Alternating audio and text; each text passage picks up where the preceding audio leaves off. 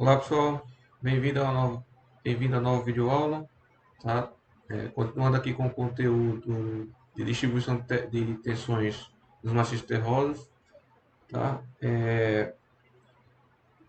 Agora nós vamos fazer um exemplo aqui que eu selecionei para a gente só fixar o conteúdo da parte bidimensional, tá? Da distribuição de tensões, beleza? Então eu peguei aqui um caso de um carregamento triangular, como eu falei para vocês, poderia ser uma sapata corrida submetida à flexão, flexo-compressão, tá? E aí, bom, na questão ele diz aqui que 2B, ou seja, esse comprimento aqui embaixo, equivale a 2 metros, tá? E que o carregamento aqui máximo é 100 kN, tá? Então, separei em três partes da questão. A primeira, ele pede para a gente encontrar as tensões todas em um determinado ponto, tá? Então eu vou até ajustar isso aqui posteriormente, mas nós vamos encontrar todas as tensões, não só a tensão em Z, tá? Nesse ponto nós vamos encontrar a tensão Z, a X, a Y e a cisaliante, tá bom? Nós vamos encontrar todas essas. E aí, depois, ele pede para a gente ver as tensões, de forma geral, o comportamento das tensões nesse plano aqui XZ, tá bom? E depois ele pede para fazer o mesmo para as demais tensões, tá bom? Então vamos fazer aí, sem medo de ser feliz, beleza?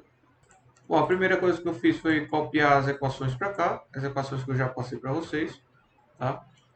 Eu vou colocar logo um título aqui, tá? Porque, como vocês sabem, esse material eu vou passar para vocês posteriormente.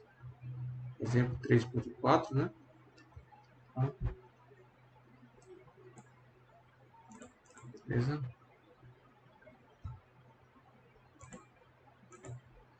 E Mas antes de começar, eu vou logo copiar as equações, tá?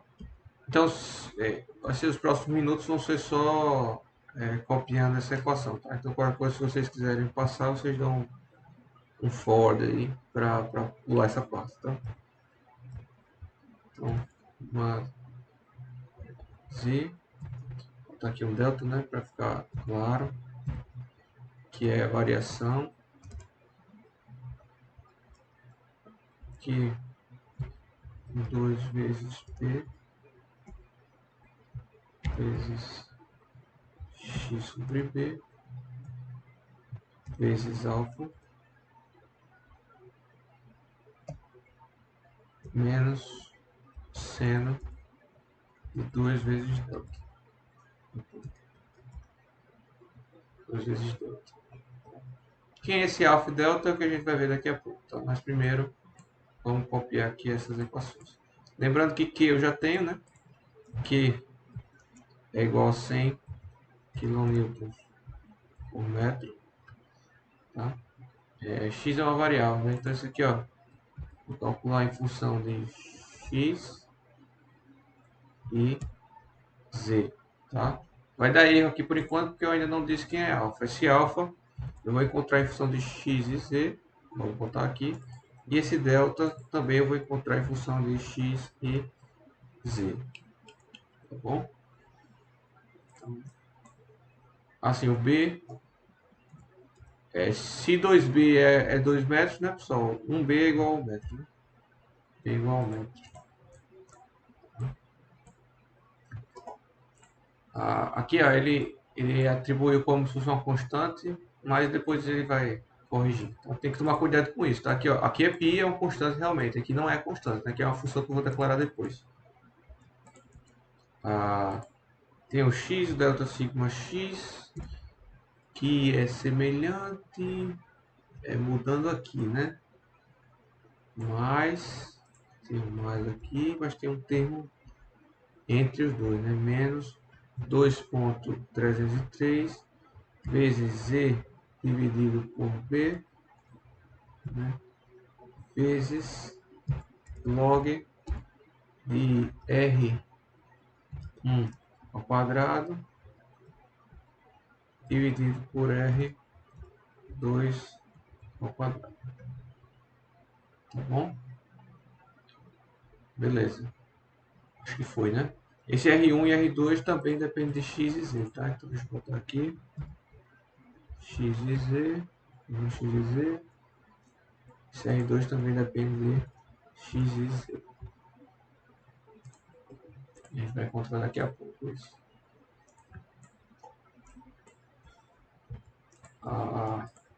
Tal. XZ. Ou ZX, tanto faz, vou deixar isso mesmo. Q sobre 2π. 1 mais cosseno de 2 tetas. Vou botar aqui 1 mais cosseno de 2 deltas. Menos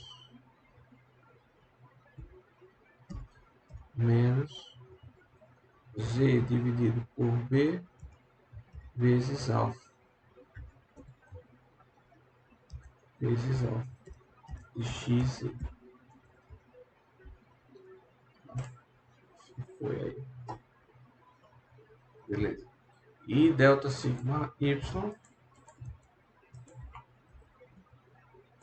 vai ser igual ao coeficiente de Poisson multiplicado por delta sigma x mais delta sigma z. Então, estão todas as equações declaradas. O coeficiente de Poisson eu não botei, é igual a 0,3. Então, todas as equações estão declaradas. Agora eu preciso encontrar as equações de delta, alfa, R1 e R2. Tá bom? Vamos pegar lá o desenho que vai ajudar a gente a entender melhor. Bom, a minha intenção aqui é parametrizar R1, R2, alfa e delta em função de x e z. Tá bom? Então, para isso, eu vou utilizar Pitágoras e lei dos cossenos. Tá bom? E lei dos cossenos. Então, vamos achar R1 e R2, tá? Agora, vamos ver. Tá? Se o meu ponto, tá, está após 2B, tá nesse ponto aqui, tá semelhante a esse ponto que está desenhado, tá? Então, quando x for maior ou igual, tanto faz, do que 2B, tá bom? Então, o que vai acontecer? Eu vou fechar esse retângulo aqui, ó. Esse retângulo apenas esse triângulo, tá? Então, eu tenho um triângulo retângulo aqui e um outro triângulo retângulo aqui, certo? Aqui é 90 graus. Beleza? Então, é o seguinte. Quando x for maior que 2b, tá? Ou seja, o ponto estiver aqui mesmo onde está, tá? Então, veja, é fácil achar R1, tá? Se eu fizer o seguinte, olha, esse ponto aqui é o meu ponto X, correto? É o meu ponto X. Então, daqui para o ponto 0 é X. Tá? É X, essa distância toda é X. Tá? E essa distância vertical toda aqui é Z, né? Então, isso aqui eu vou chamar de Z. Eu vou botar aqui. Opa. Isso é difícil aqui, porque é muito longe. Vamos lá. E toda essa distância aqui é X, né? Então, fica um tanto quanto fácil achar R1 aqui, né? Já que a gente tem Z e tem X, tá? A gente saberia quem é X e quem é Z. Então, R1, tá?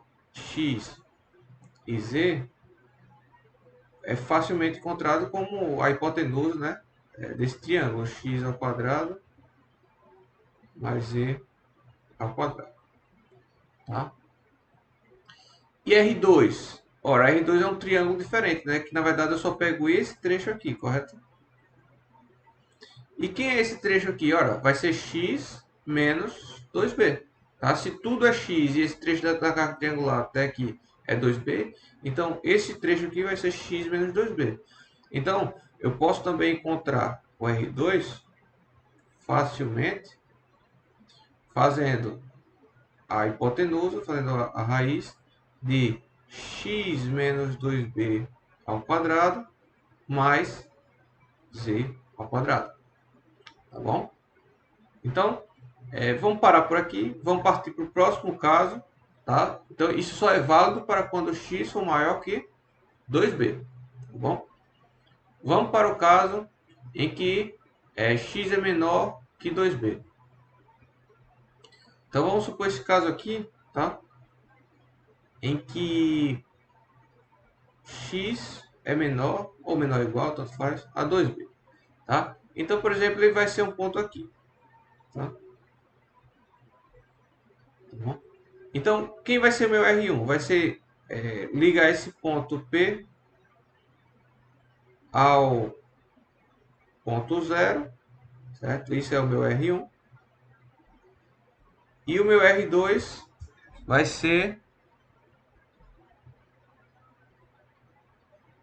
perdão,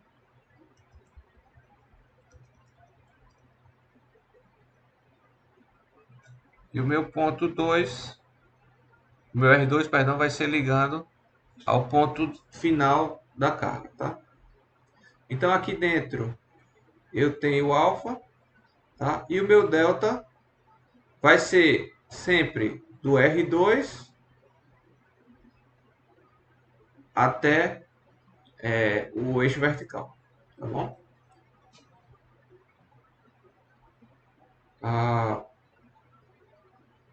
Bom,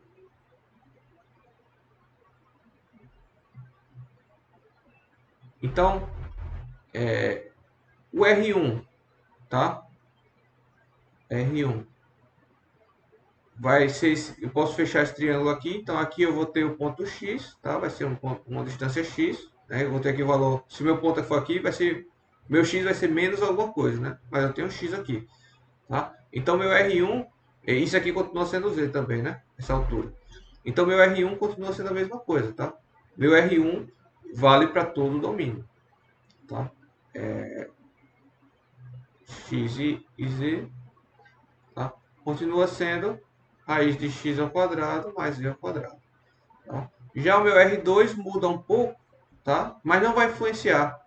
Porque como é elevado ao quadrado e tirado a raiz, então fica igual. Mas veja, o meu R2, eu tenho toda essa distância, tá?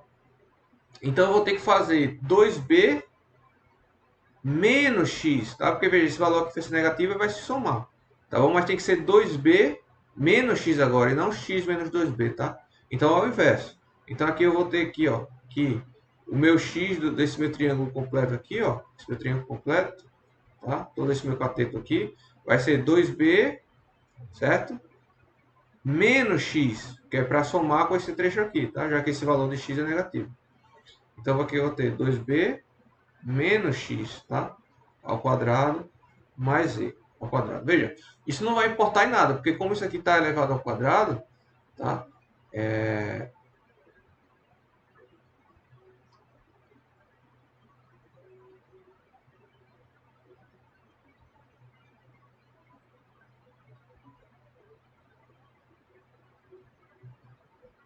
Bom, vai dar o valor equivalente, né? Vai ficar tudo positivo, tá bom?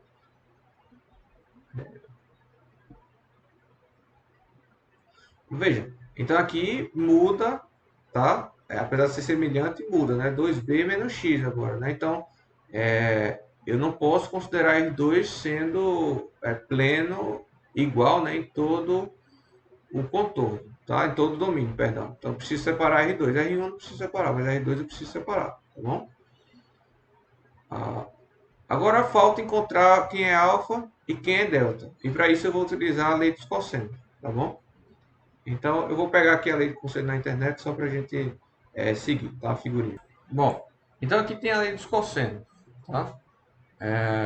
Então, ó, esse tamanho, essa distância ao quadrado, vai ser igual a s ao quadrado, né, mais s ao quadrado, menos duas vezes essas duas dimensões vezes cosseno de alfa, né? O que eu quero é o alfa. Então, o alfa vai ser um arco cosseno de alguma coisa, né?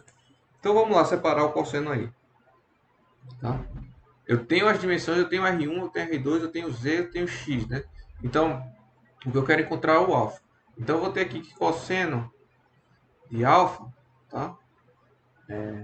Vai ser igual a b ao quadrado mais c ao quadrado menos a ao quadrado dividido por 2 vezes b vezes c, tá? Em que b são os catetos adjacentes e a é o cateto oposto, beleza? Então vamos com essa ideia aqui lá para cima. Vamos com essa ideia aqui para cima. Não foi. Com essa ideia aqui.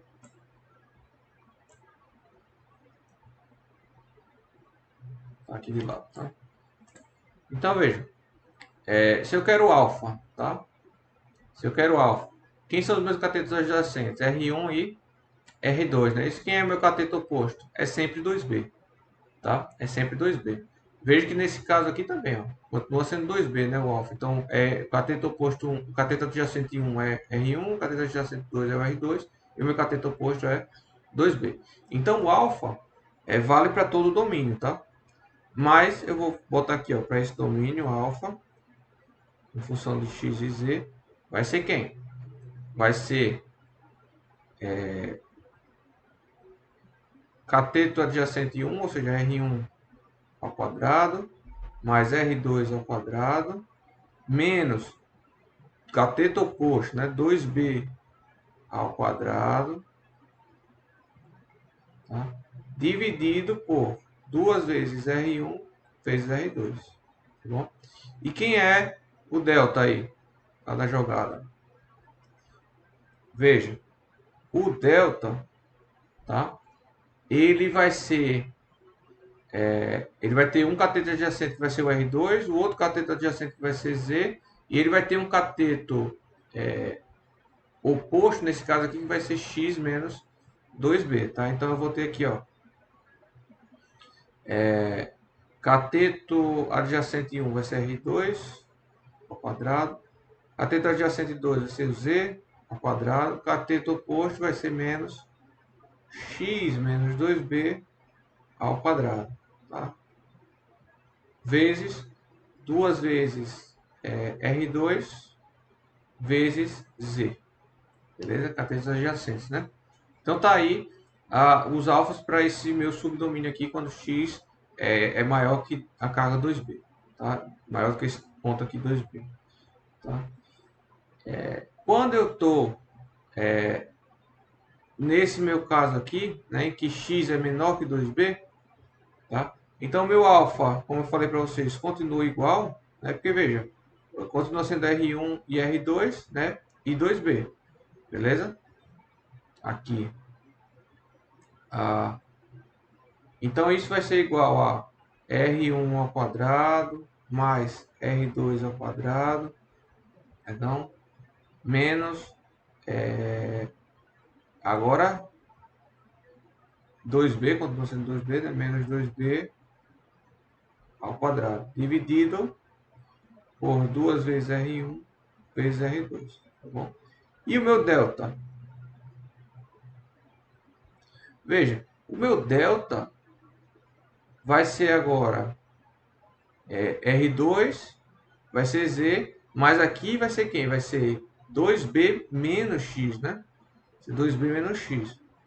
Tá? Então eu tenho aqui, ó, cateto adjacente 1, ser R2 ao quadrado, mais Z ao quadrado, menos o cateto oposto, que vai ser 2B menos X ao quadrado, isso tudo dividido por 2 vezes R2 vezes Z.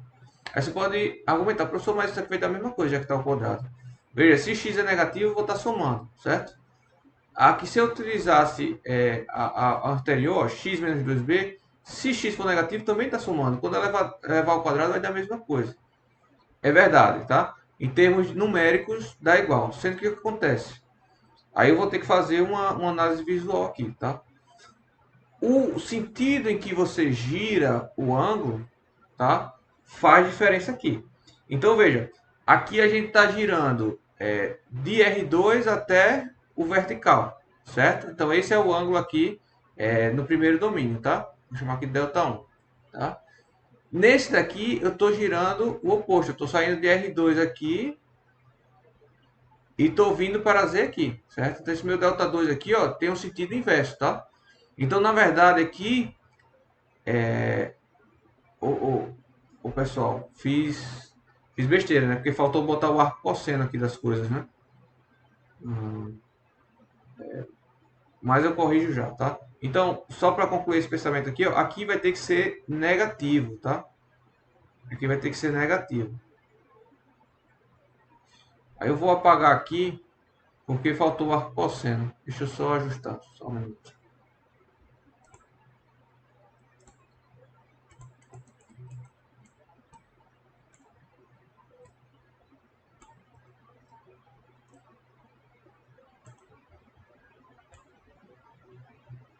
Porque o que eu quero é o alfa, né? Então, isso aqui é cosseno, aqui é o arco cosseno, tá?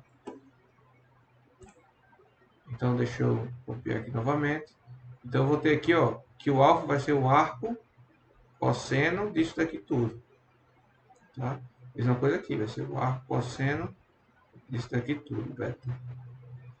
Então, aqui eu tenho o alfa de x e z, e aqui eu tenho o delta de x e z. Beleza? Lá embaixo a mesma coisa. Então, eu tenho aqui, ó, o alfa de x e z, que na verdade é o arco cosseno disso daqui. Tá? E eu tenho o delta de x e z, que na verdade vai ser igual a menos arco cosseno isso daqui. Tá? O menos vem antes do arco cosseno, ou seja, é o ângulo negativo, tá bom? É o ângulo negativo. Primeiro eu calculo o ângulo, tá? O giro, depois eu coloco o negativo. Beleza?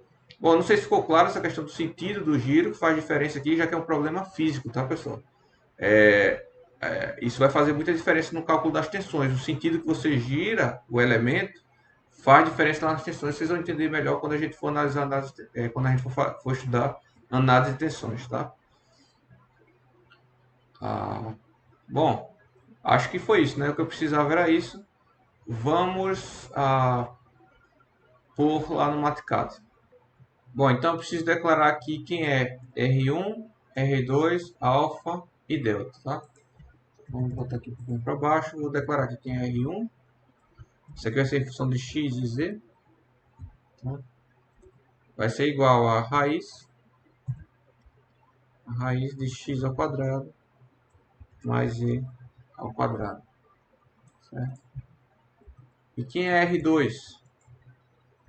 Bom, R2, aí tem o porém, né, pessoal? No R2, eu vou ter aqui que para um subdomínio eu vou ter x menos 2b, né? E para o outro vai ser 2b menos x. Veja que não vai fazer diferença aqui, tá? É bom destacar isso, não vai fazer diferença como está elevando ao quadrado. Mas, de qualquer forma, eu vou fazer a situação completa, tá? Então, eu vou colocar aqui o domínio, tá? Eu vou impor aqui o domínio. Eu acho que eu já utilizei esse comando aqui. Então, o que eu faço aqui é botar x para x maior e igual a 2 vezes b, tá? Então, essa equação aqui só vai valer para x maior que 2b. Então, e aí eu somo, posso botar tudo na equação só, tá? E aí eu somo com a outra parte. Então, para x menor que 2b, tá? Vai ser o oposto, né? Vai ser 2b aqui menos x, tá? Então, tá valendo aí. R1 e R2 já estão atribuídos, vejo que os erros aqui já cessaram, tá? Falta declarar aqui o alfa e o delta. O alfa, tá? O alfa é igual, né, para o domínio inteiro, igual ao R1, né? O alfa é só 1, então eu vou botar aqui a cosseno, tá? De R1 ao quadrado mais R 2 ao quadrado menos 2 vezes b elevado ao quadrado, tá bom? Isso tudo dividido por 2 vezes R1 vezes R2.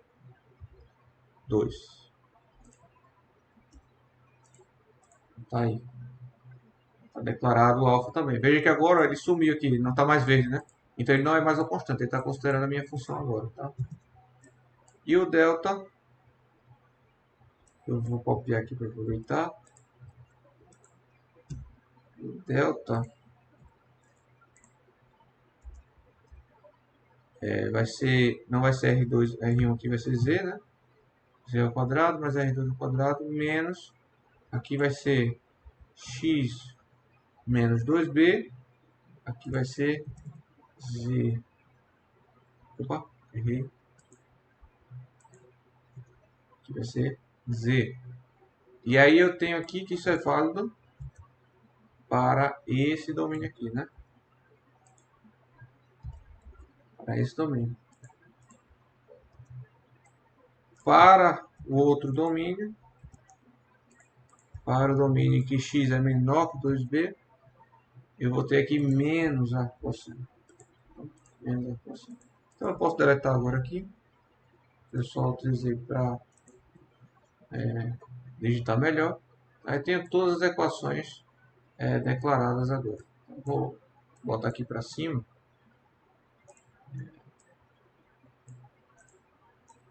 Para aproveitar melhor o espaço.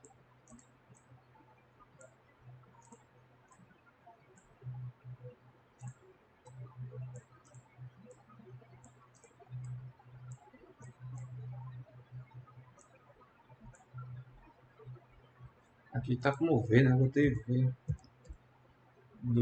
Pronto. Todas as equações estão atribuídas, beleza? Todas as equações. Agora o que falta é resolver. Tá? E vamos ver aqui o que ele pede em cada item. Deixa eu salvar. Exemplo 3.4 resolvido.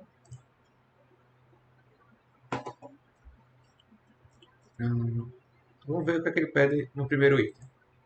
Então, para x igual a menos 1 e z igual a 1.5, determine o acréscimo de tensões verticais. Eu vou atribuir todos, né? Falei que eu ia fazer todos, né?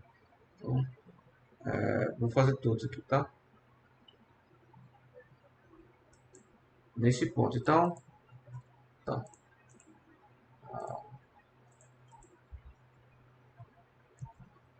Então, vou colocar aqui, ó, letra A. Vou colocar uma corzinha diferente para chamar a atenção quando eu passar de letra.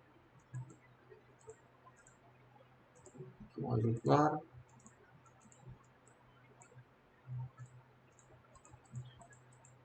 Então, x na letra A vai ser igual a menos 1 metro. Menos 1 metro. E o z no ponto A vai ser igual a 1.5 metros. Tá?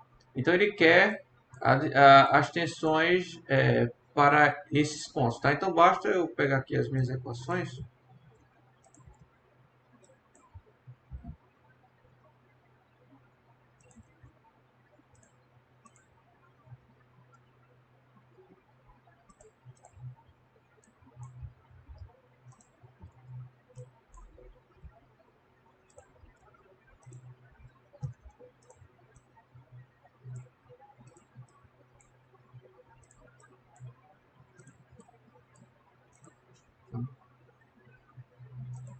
Tá igual tudo. Aí aqui onde tem x eu vou botar xa.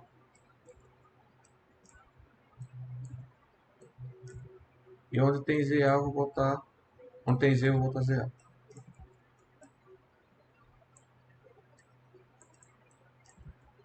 Tá dando erro, né? Aí.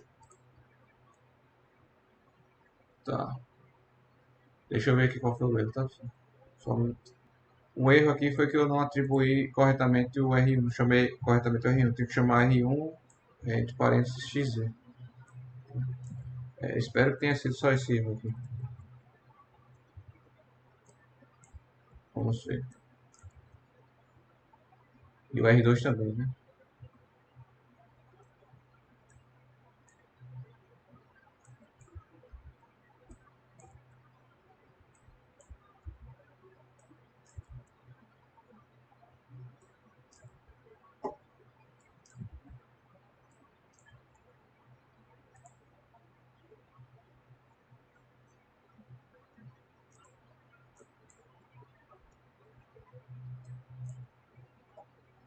Bom, ainda não resolveu. Deixa eu ver se eu chamei alguma. Faltou alguma.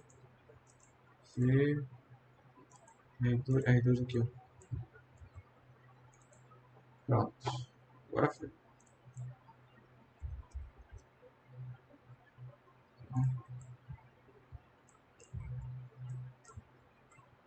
Então, eu vou achar quilopascal vezes metro, né, pessoal? Porque é infinito, né? É numa, é numa... Porque, na verdade, eu estou achando aqui quilonewton dividido por metro, tá? Por quê? Porque ainda falta multiplicar pela dimensão, né, do comprimento, né? Que é infinito, né? Então, seria vezes um metro. Então, então estaria dividindo aqui novamente por metro, tá? E aí ficaria em PA. Fechado?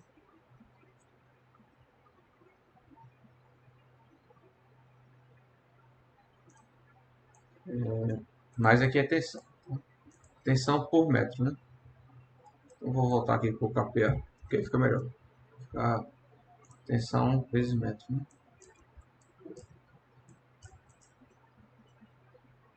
Beleza.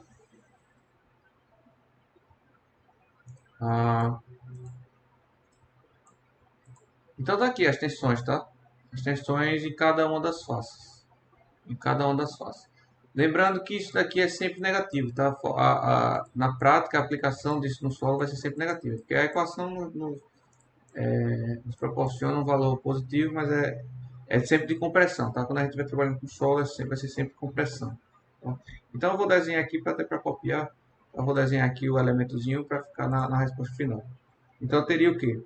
Eu teria um elementozinho aqui, ó, infinitesimal. Deixa eu fazer maior. Deixa eu fazer forma, que é melhor. Teria um elemento infinitesimal aqui, certo?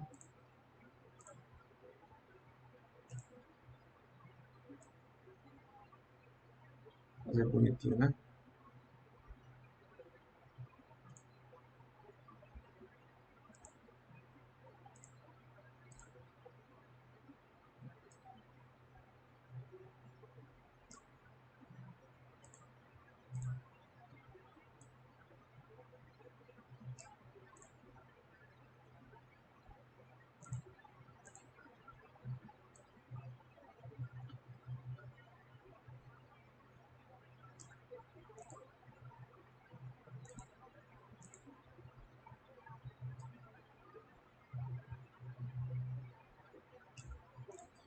Pronto. Então, ficou melhor do que eu desenhar manualmente.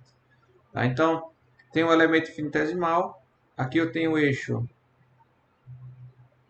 Z, X, não. Tem aqui um eixo X, Z e Y.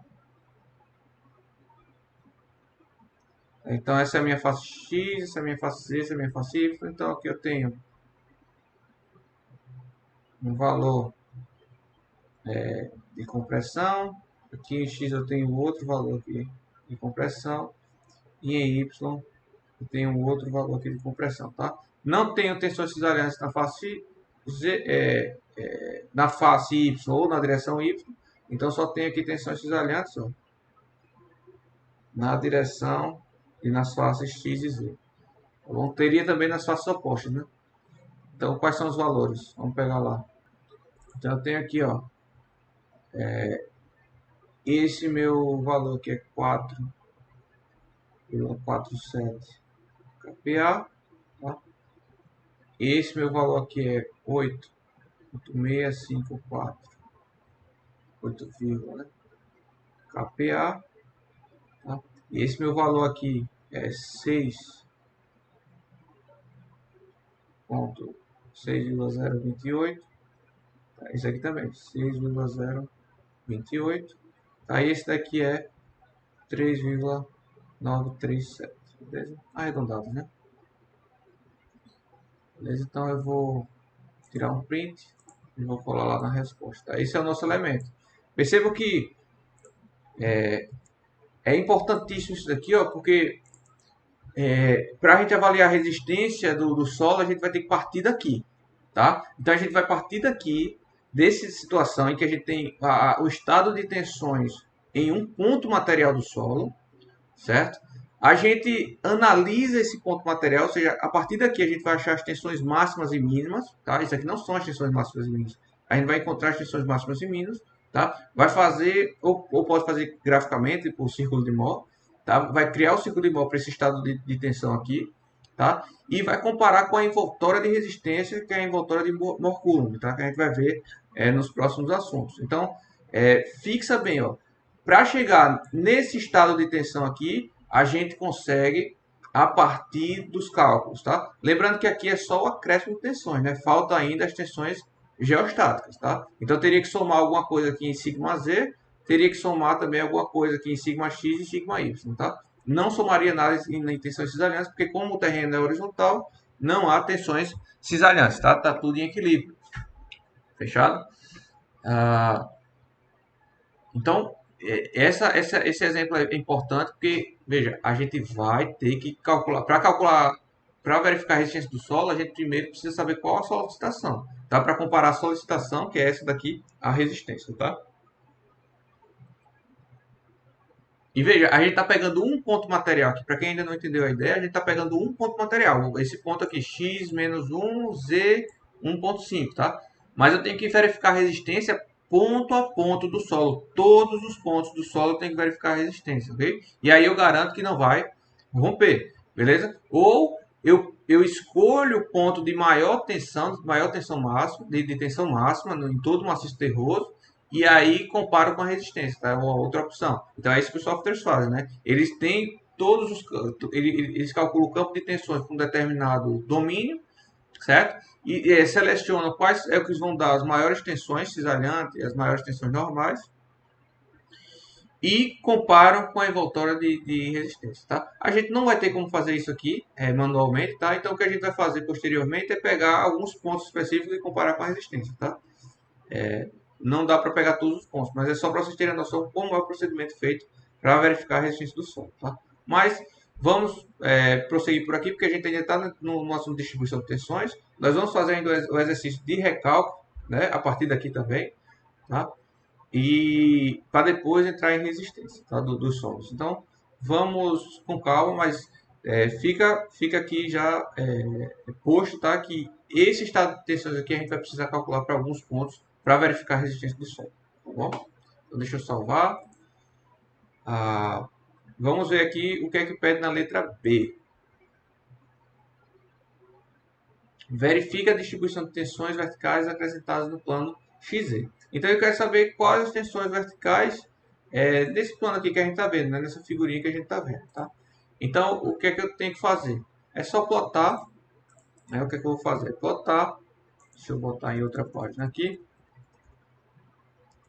Eu vou plotar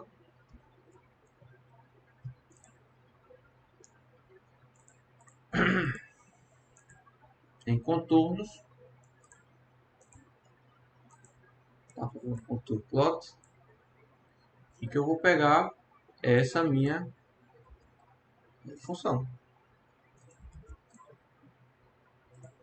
E aí eu tenho que tá plotando, porque não tá plotando, desvio a nota.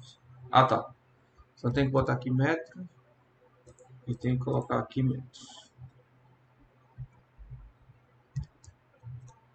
Pronto, foi.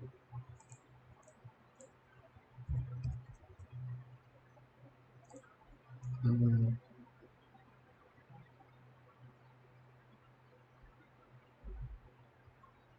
tá. O meu Z aqui Tá indo até 10, eu não quero, eu só quero ir até 0.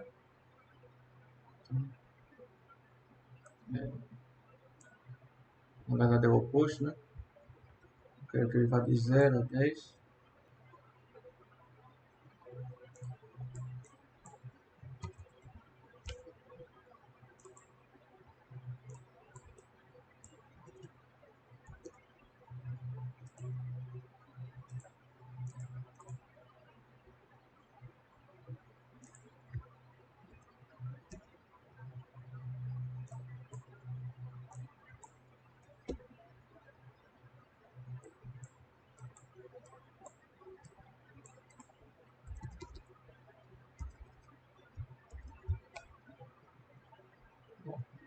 Bom, eu fiz aqui algumas edições, tá, pessoal?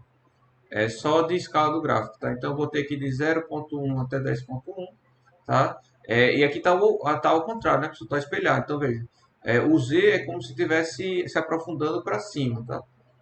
Que eu não consegui aqui inverter, tá? Para esse gráfico de contorno, beleza? Então vai ficar, infelizmente vai ficar assim, tá bom? Mas eu consigo ver aqui, ó, que o meu carregamento é de 0 a 2, então deixa eu ampliar aqui. O carregamento é de 0 a 2. Veja que próximo do x igual a 2, eu tenho mais carga, né? Então minha carga é triangular, então as tensões se concentram mais próximo de x igual a 2, tá? E vão se distribuindo à medida que vai se aproximando, tá? Ah, então tá bem coerente esse gráfico. Esse gráfico é o que a gente chama de isotensões, né? Ou bulbos de tensões, né? Então a gente vê claramente aqui os bulbos de tensões tá sendo formado.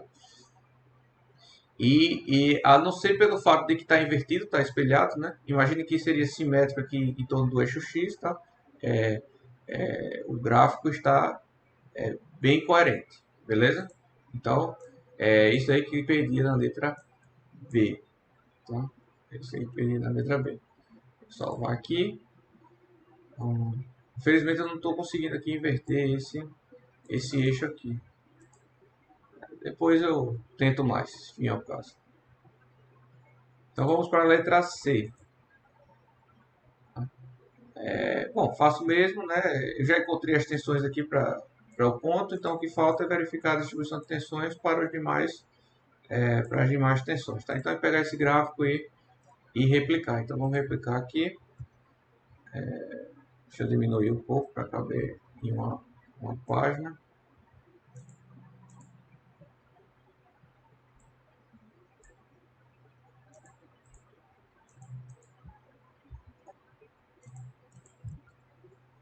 Aqui ao invés de sigma C, eu vou botar sigma X. Então, olha o comportamento aí sigma X, tá? Aí o que eu vou fazer aqui, assim, aqui eu vou botar... Deixa eu ver aqui.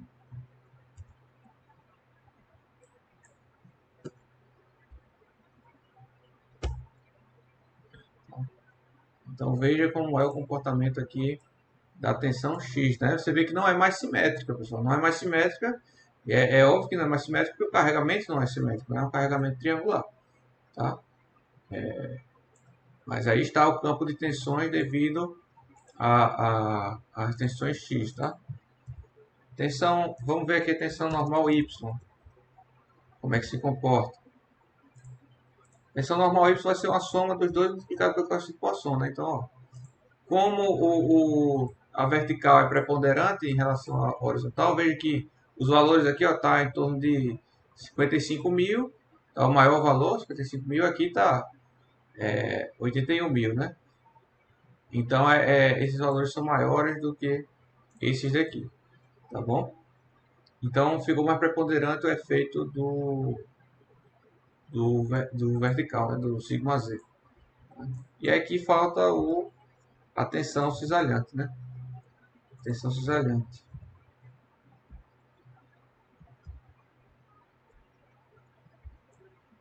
No caso é ZY que eu fiz ZY, ZY, opa, foi YZ. Deixa eu ver aqui como foi que eu declarei ela. Foi ZX, não tinha Y, né? Por isso que não estava. Opa.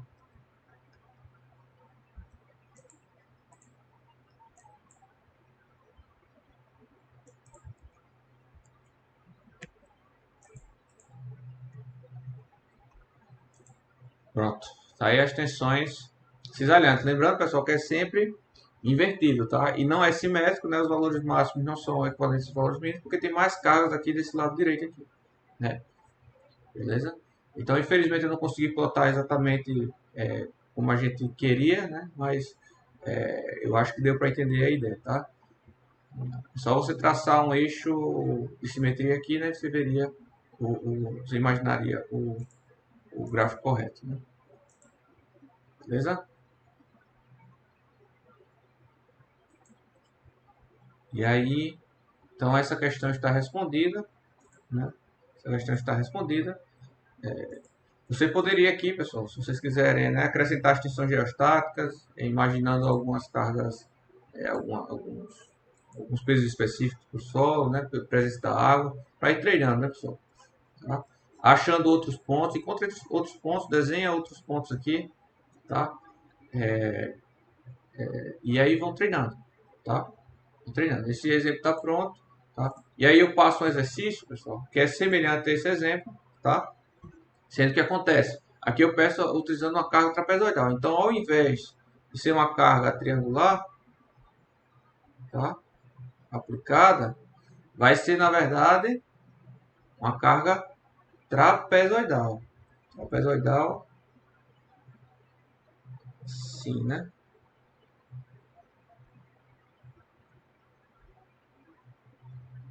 Em que esse valor aqui é 50 e esse valor aqui é 100. Tá? Então, o que é que você vai fazer? Você vai fazer uma composição de seções, tá?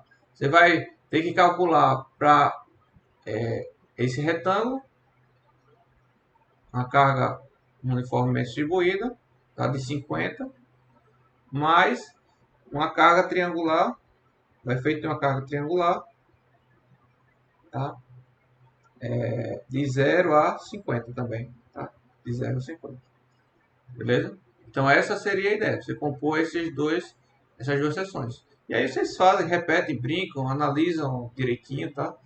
É importante vocês estarem fazendo esses exercícios, pessoal, porque são exercícios de fixação, tá? Eu não estou cobrando que vocês descubram ou desvendem muita coisa. São exercícios semelhantes ao que eu fiz, né? Basta vocês aplicarem, tá? Que a minha intenção é que vocês apliquem para consolidar o conhecimento, tá? Só isso. Fechado?